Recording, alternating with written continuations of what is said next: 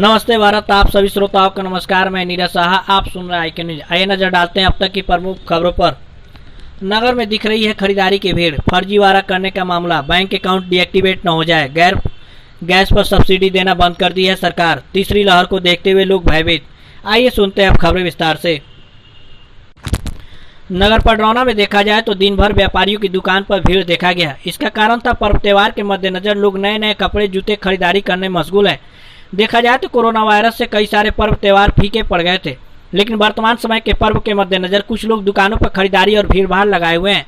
इसकी वजह से व्यापारी घर कुछ हद तक खुश दिखाई दे रहे हैं, और हो भी क्यों नहीं, कोरोना की वजह से इन व्यापारियों की कमर जो टूट गई थी, जिस वजह से वर्तमान में व्यापार को लेकर दुकानदार पहले की अपेक्षा थोड़ा बहुत संतुष्ट दिख रहे हैं।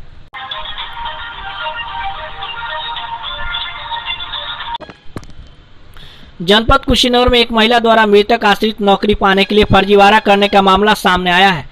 महिला कर्मचारी के सर्विस बुक में उसकी उम्र और उसके बच्चे की उम्र में कुछ ही वर्षों का अंतर पाया गया है। जिलाधिकारी को शिकायत मिलने के बाद डीएम ने इसकी जांच एसडीएम पडरौना को सौंपी है, जिसके बाद जांच करके एसडीएम ने मामले की जांच जिलाधिकारी को सौंप दी है। महिला कर्मचारी द्वारा किए गए फर्जीवाड़े के मामले में कार्रवाई के लिए सीएमओ कुशीनगर ने शासन को जांच रिपोर्ट के साथ पत्र भेजा है, लेकिन महिला कर्मचारी के ऊपर कार्रवाई करने के बजाय उसका सिर्फ यहां से गैर जनपद संत कबीरनगर स्थानांतरण कर दिया गया है। एसडीएम की जांच में दोषी पाए जाने के बाद भी मामले में अभी तक एफआईआर की प्रक्रिया भी पूरी नहीं की गई है। आपको बता दें कि सरकारी दस्तावेजों में उम्र में हेराफेरी कर वर्षों से नौकरी कर रही कुशीनगर जिले के सीएमओ कार्यालय में तैनात रही महिला लिपिक राघव सिंह ने अपने प्रभाव के कारण चर्चा में रही है।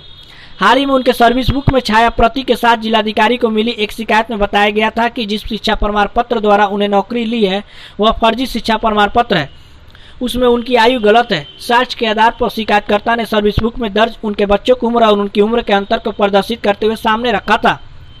वही भ्रष्टाचार के इस मामले में जिलाधिकारी ने एसडीएम पडरौना को जांच अधिकारी नामित कर दिया है। एसडीएम पडरौना ने जब इस मामले में जांच किया तो शिकायत के बिंदु को सही मानते हुए उन्होंने अपने रिकॉर्ड में हेराफेरी की पुष्टि की है। साथ ही उक्त महिला कर्मी के कार्रवाई की संस्तुति करते हुए अपनी जाँच रिपोर्ट जिलाधिकारी को सौंप दी है।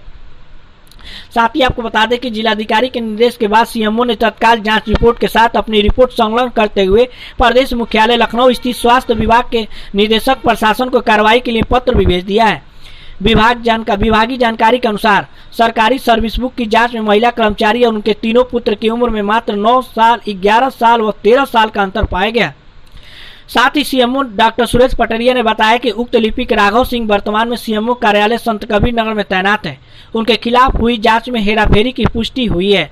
इस पूरे मामले में मैं स्वास्थ्य निदेशालय को ईमेल के जरिए रिपोर्ट भेज दी है, वहां से जैसा निर्देश प्राप्त होगा कार्रवाई की जाएगी।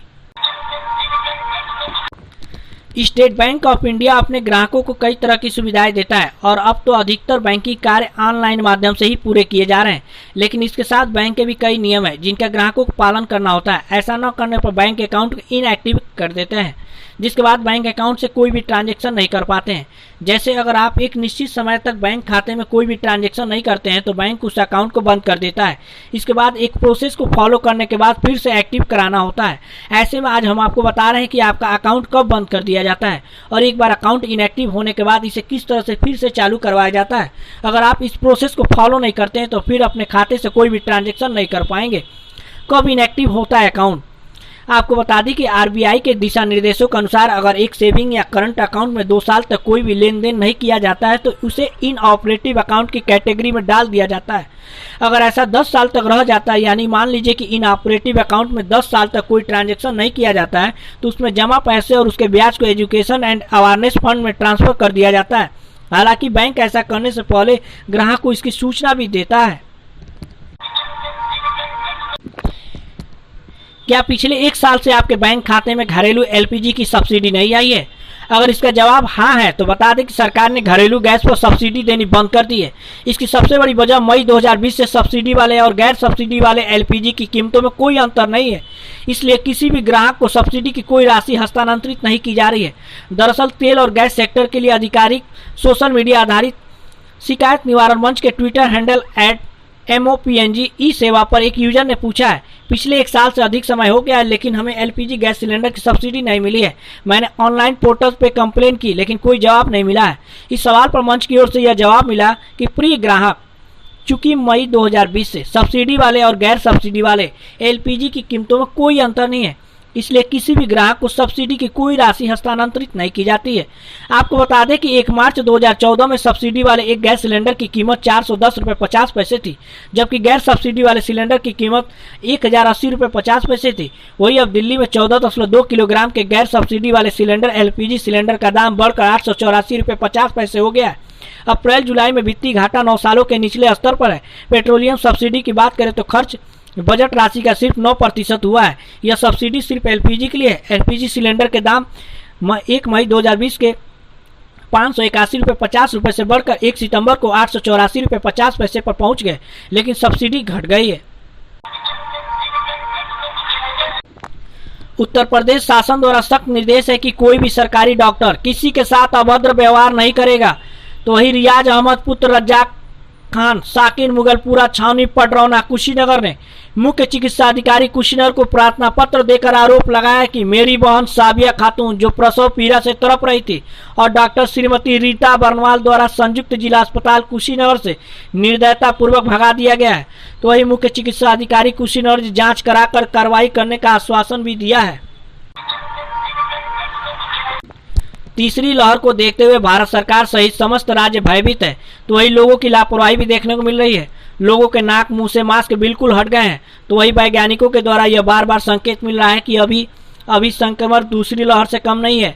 ऐसे में लोगों व बच्चों को संक्रमण से बचाने के लिए सरकार के पास कौन सा विकल्प हो सकता है?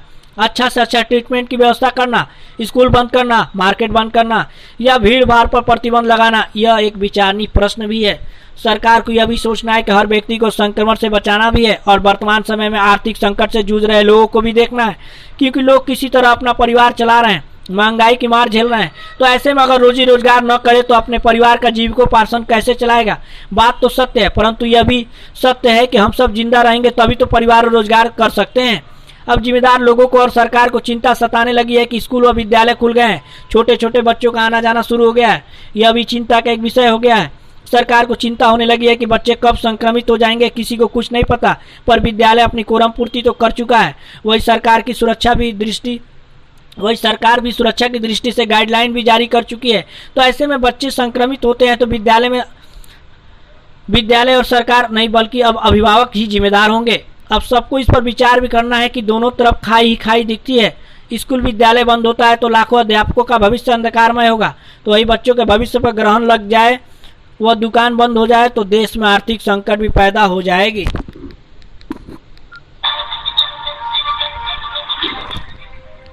अब खबरें समाप्त हुई। कल इसी समय फिर मिलेंगे, तब तक के लिए शुभ रात्रि, धन्यवाद।